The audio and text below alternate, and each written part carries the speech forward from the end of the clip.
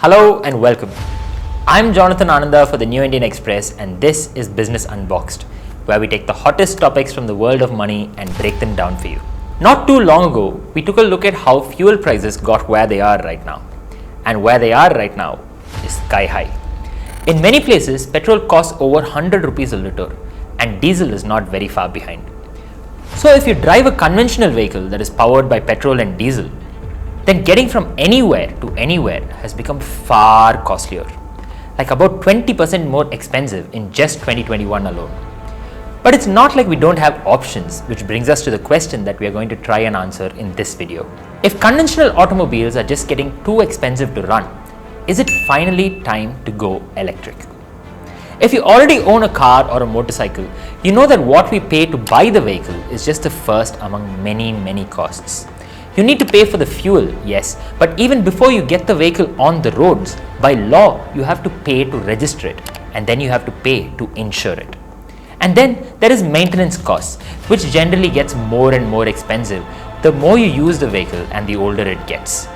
So how do the current crop of EVs compare to their old school rivals when we take all of this into consideration?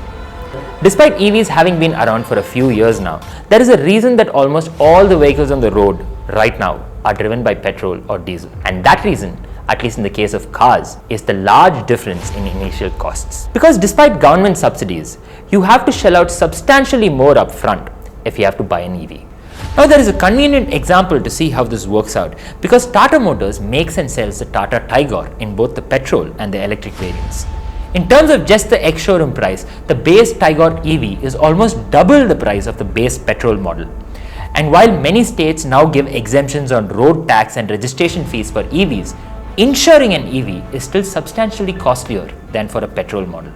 About 40% more, in fact, on average.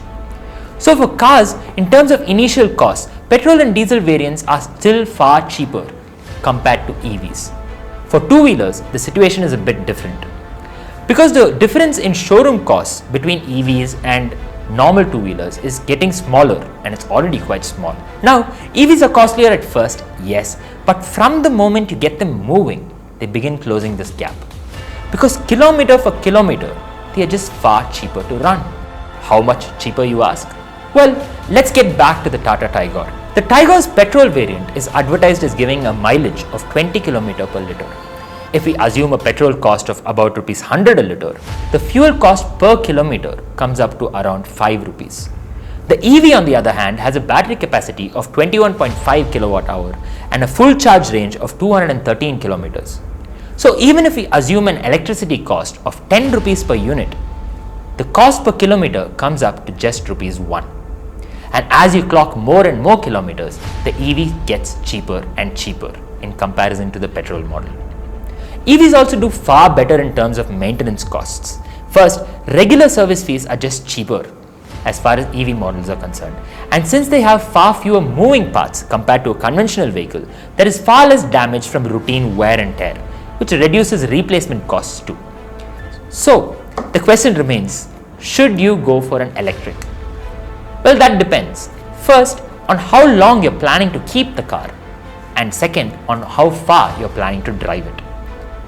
Because while electric vehicles are still quite a bit costlier at first, they just get cheaper and cheaper and cheaper with every kilometer you drive them.